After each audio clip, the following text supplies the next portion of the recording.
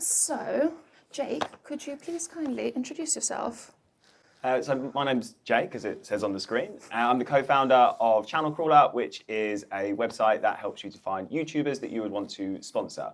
So if any of you do influencer marketing and want to get onto YouTube, please buy my tool. Is that good marketing? I think so. Okay. You can tell Jake was once in sales, can't you? Please.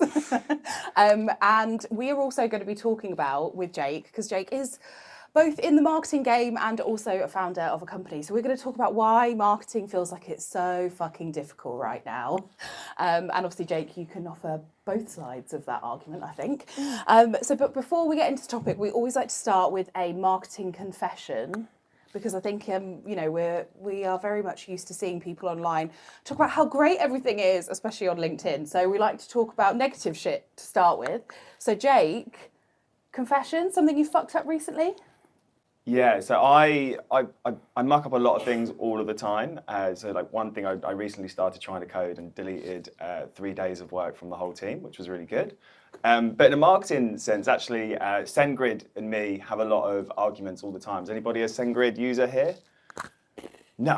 Okay, fine. For good reason. For good reason, it seems. But anyway, they send me an email to say that there's a change happening with my API key and I need to reset it. And I'm really frustrated by this because SendGrid are obviously always giving me a frustrating experience. So I go on to SendGrid and I try and find what's happening with the reset key, and I'm speaking to their customer service. No one has any idea. I'm getting really frustrated. And it reminds me of my dad. He has like a really, really short temper. And I'm just sat there in the office, like hitting the table, like, why won't this work? Can't do it. Anyway, turns out it was quite a well-executed phishing scam. So I have given them quite a few of my details. And I constantly get authentication notifications coming through, and I'm working through changing a lot of passwords. And I also managed to break a couple of automations at the same time by trying to reset the API key. So good from me. Well done. Thank you. It's a good confession.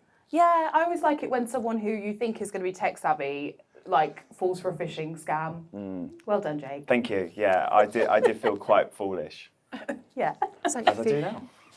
it happens to the best of us. It's a good phishing scam, Yeah. it's to business. It seems like an appropriate thing. I get it. So I don't know if everyone in the room feels that way, but it does feel like marketing has been a bit hard lately. And when I say lately, I mean like 2 years now. Mixture of things, depends on what business you work in and what sector you're in, but it feels like everyone wants you to do more with less budget or no budget. Bigger targets, we're all selling to enterprise now for some reason, even though we never did that before. And every board meeting is basically people nitpicking at your stats and being like, well, why didn't you make that email get open more? So we want to discuss that. Obviously, we know kind of what the economic background is, and we can't get away from that. But Jake, what does it feel to you that marketing is really hard right now? Yeah, so my first job was about 16 years ago, and marketing was about 1/3 of it. And at the time, all the tools that we had were a fax machine. That was literally how we used to communicate with customers. Dodgy website connection and no ability to change said websites before all Webflow and anything like that. You had to get 5-day approval to get anything changed. And so all of the mechanisms that you had were with current customers and trying to send them more, print things and then do events and go to those events and try and activate customers through them, or find good lists outside of the Yellow Pages to cold call. And so I remember then that marketing was really hard. And then I spent the rest of my life in sales and marginally entertainment as well for a different period of life. And just forgot actually, marketing's actually always been really hard. It's one of those things where we need to get the exact right person just at the time they need something to come to our site and fill out a form, and then we've converted them as a lead. And actually that's a really difficult thing. And especially for a company like us as well, where we're actually relatively a new category as well. So now we need to not just let them know that we exist, but also this problem exists and there's a thing for it. So I think marketing's always been hard, but is anybody here not in marketing? One person. I think sometimes we just see marketing, or I used to see marketing and go, oh, this looks pretty easy actually. Just make a logo, put a PDF together, send it out to a few people. What's the problem? It'll be fine. And then founded this company and worked out it's really fucking hard. Really hard. And I think one of the biggest problems of why it's so hard is when you get into a great time, like just after COVID, there's loads of funding going around, everybody's happy, let's spend on this tool, that one, you've got a tool, everyone's happy, super times. But now it is a bit tighter and everybody's expected to do more with less and everybody's expected to use AI. So then the budgets become tighter and the number of leads become smaller. And the first people you go and look at are the revenue generators, which for the large part, that first through the door new business is marketing. You create that lead and then sales go and convert it. So when it gets into a difficult time, if everybody thinks they can do your job, and also you're the one that's like the first point of where somebody comes through the door and it's starting to go down, like, you know, suddenly put your tin hats on because they're coming for one place and it's in marketing. Oh dear. Yeah, I definitely feel that. I think also one of the other things is, I think we talked about just there the sort of like the fact that everybody's expecting AI to be able to fulfill a lot of the stuff that we do day to day. But then what that is also creating is a hell of a lot of shit noise everywhere. So what we're seeing is more and more email, more and more social, more and more everything, but the quality of that has gone down. So therefore you're fighting for people's attention. And as human beings, I don't know if you saw the other day, but IQs are dropping, attention spans are dropping. So it's just getting harder and harder and harder to even just get in front of people, capture their actual attention, and then effectively market to them because the quality of the content is dropping in a lot of places, not everywhere. So I think it's a combination, isn't it, of that economic situation, the stuff you're describing, Jake, and then also just the volume of crap that we're up against. So from your point of view, Jake, because obviously, like you say, you run a business that is all about kind of marketing and working with influencers and YouTube. And on the flip side, you also have to do marketing yourself. What is one of the ways that you think that as a founder, you're trying to be supportive of marketing, but maybe not necessarily hitting the mark? Yeah, time to reflect.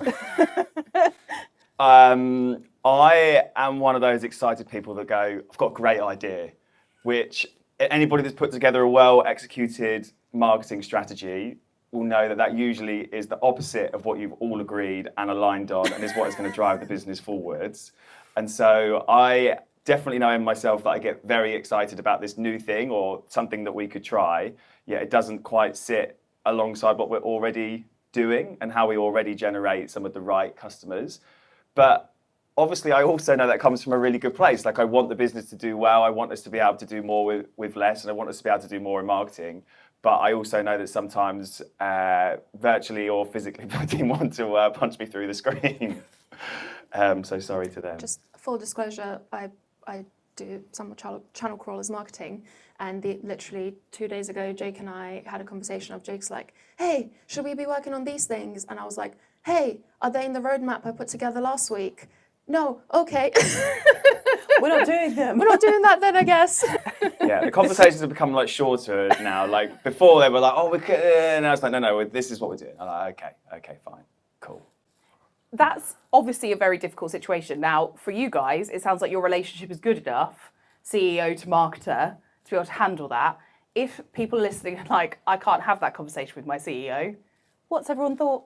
What are your thoughts? What do you do? Yeah, okay. So I think of the CEO in terms of like different stages of a business and who they are. So we're a small startup and the founder is also the CEO. And if the founder is a CEO, especially in a startup, they'll have lots of ideas. They've probably done some marketing themselves. So they think that they can do it and have great ideas. And that's a different conversation from the CEO who's going from maybe scale up to more towards enterprise or startup into that scale up mode, who have probably been brought in because they've done that before and they want to see things that actually will go on and scale the business. And hence, like you say, they're going to take them to that enterprise point from being a startup scale up and making that change. And they want you to make that with them. So even if you don't have direct access to the CEO, whether it's through your CMO or somebody else, it's just about trying to understand exactly what are the business aims and where are they coming from. And then all of the marketing team being really aligned on actually what are we doing to go and achieve those business goals, especially as they transition and especially in a more tougher economic market. Because I think one of the things that marketing are actually the worst at doing, and I experience this from a sales point of view, is actually saying what they're doing and why they're doing it. And you would be so surprised at how little people in other revenue teams know, right? So here's a good example. So put up your hand if you know how SEO would be scored. Try that in a sales room. And I just literally just mean how it's scored. Not like all the little things that make up of it, but like 0 to 100, how many people know that that's how it's scored? Because I think what people are kind of waiting for is this magic lead tree to be shaken and all these leads to start dropping through. But we know that that's not what happens and that's not how it exists. And especially as people try and move from a stage of, seed to startup, scale up, enterprise, you're targeting a different set of customers, and it's much easier to sell to those people if they know who you are and you're in their day one like potential options. But salespeople don't think like that. All they think about is, where is my lead? So the more that we can actually do to communicate, this is how we're going to generate leads. This is what we see as our best channels. This is why we see it, because based on the target persona that we're trying to reach. And that's not just reaching as many people as possible, which is another argument that me and Ruta have. Doesn't mean that magically more people on your site is more conversion. And that same thing will go all the way through to the CEO. So understanding the true business goals, how you want to get there. And it might be that you have to do that via proxy. It might be you have to do it via proxy for your specific role in marketing. It might be that you do it for the whole marketing team. But the more that you can get them on board with that conversation and the timeline that it's going to take to move them from X to Y, the more they'll be on board with it, in the sense of, okay, when you want to make a change or when they want to make a change that doesn't fit in with that, then you've got a lot more collateral to then say push back, which is why our conversations are a lot shorter now, because Ruta's shown me all of that map and gone, well, here's the way. And I'm like, okay, maybe we won't get on TikTok then. And I think just to make what Jake said super duper practical, if you're not using some sort of goal setting methodology in your team, it's going to be really hard to push back, because then your work seems just ethereal of things coming in and out. So something like OKRs, if you've never used them, objective key results, super good at basically being able to push back on, because you can agree all of those things with whoever your manager is, and then be like, okay, you want me to do this new thing, so which one of these things do you want me to take out to replace that with? So I think, having something like that to just really formulate what you're working on is really helpful then in those tough conversations, which hopefully you won't have to have, but it's a good backup there. Would you say, Jake, that the disconnect between what marketers are doing and the rest of the company is kind of the big disconnect between marketing and everyone else? Yeah, that's definitely the way that I've always felt it. When I got my first sales manager job, I used to cry a little inside when the marketing team would say just at the end, and we're going to do this for brand awareness. I'd be like, why? Like, what? Who are those people? We know that those leads that come through are rubbish. This was actually in a B2C environment where we're trying to sell courses that are between £12,000 and £20,000. So you need people with money in certain areas that are going to be able to afford that. And then there's a difficult conversation, can you get them to buy?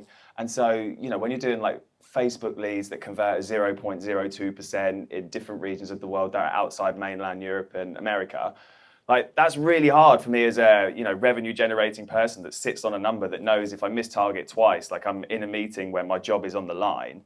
And so when you actually go further into it though, and I worked with a really good marketing manager who showed me something different, they were like, okay, well, if we only use these strong sets of leads, that's 40% of where your last 3 revenue number came from. What about this other 60%? And this is how it all builds into it. And I was like, oh my God, you're a genius. We should work together forever. But actually, they just do what all other marketers do, which is build brand awareness, drive people through a funnel, and get them targeted at the right time when they're buying. But there's a couple of really good examples, actually, that I think of a lot, is when we do things, knowing why we do them is often one of the most important things. So a great example that I like in sport, I'm not a rugby player myself, but New Zealand, as you can probably tell from the build, I'd break in half. But New Zealand are one of the world's greatest rugby teams for a very long period of time, and they had a thing where they would clean the changing room after every single game. And the reason for that was to show respect to each other, for their environment and what they do. So if you go and replicate that, but your team are always late and they're rude to each other and they don't have respect, it kind of kills the idea of what you're doing it for. And a great example from today of people just following, expecting an outcome to happen, is we're trying to find this room. I'd actually already been to the room, and there's a few people laughing already. We're coming down the stairs. One person went to the toilet. 25 marketers followed them. We're all trying to do the same thing, but we don't know why we're doing it. We just follow that. Well, that must be going the right direction. That's the way for us all to go. And it's just a really simple example that I thought of. I was like, okay, we all know what we want to do, the outcome we're trying to drive. We think this is going to do it because we've seen somebody else do it, but actually it's not, because that doesn't work for us. Our outcome is not trying to go to the toilet, it's trying to find this room and do this. If only someone had just asked where the room was, right? I'd already been to the room. That was the worst part. I still followed them to the toilet. Or if only the organizer put up a sign. Oh, signage, whatever. Who needs that? Is there anything you think we should have talked about in this section, Jake? Because obviously we're talking about why marketing feels so hard right now. Anything else that feels hard for you right now? I think, like you said, there's so much noise and there's so many channels that you can try, and a lot of them take a good period of time. Like I mentioned, SEO, that takes a long time to really build up and give Google, Bing, whoever, that confidence that you are the right website for it. There's lots of noise about how AEO can make really strong changes, and you can do that in 2 to 3 weeks. There's a million social platforms that you can be on. Everybody should be at events. Everybody should be doing their own events. There's all of these different channels, and I think for me, it's like a little bit deer in headlights sometimes, if I'm really honest. Like there's all of these things, they could all make a big difference, and you have to choose a path, and you have to commit to it, and you have to go for it.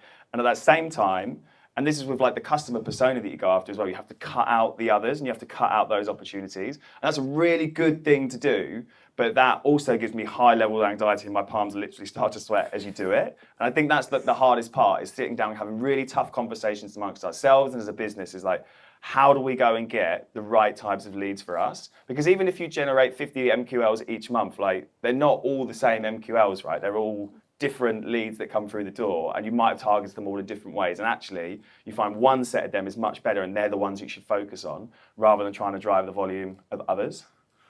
Thank you, Jake. We are going to have to wrap up, even though it feels that it's just fizzled away in time. We usually record these for like up to an hour, so me and Emma are like, oh, we're just getting into it now.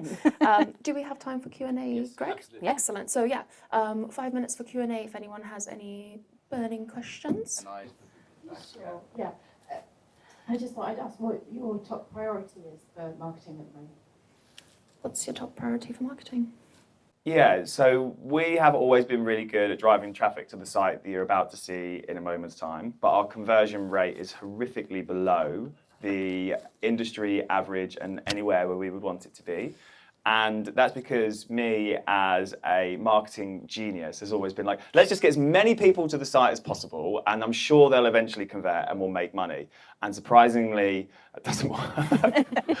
So the biggest thing that we're doing now is talking about how do we find the right type of customer and bring all of those people to the website, and then have more interactions with them if they don't convert at that first opportunity, because we don't really do a good job of segmenting the customer type or lead scoring or anything like that. And so the biggest challenge for us now is saying, how do we get those right types of customers? Because it's not just about do they convert today. The other thing that we notice as well is they're also the most likely ones to stay for a much longer period of time. And we also have a platform where you can dip in and out of it to an extent as well, if we're just a small team with a small use case for sponsoring YouTubers. And so we're also looking for the types that want to stay longer because they're bigger teams, but also those people are happy to dip in and out rather than just the one-hit wonders that we have so many of. So conversion is the yeah, answer there. conversion basically. So when we do the site audit, please, like the more ideas that you've got, the better. Like Rip you it know, apart. the harsher you are, the better that is for me.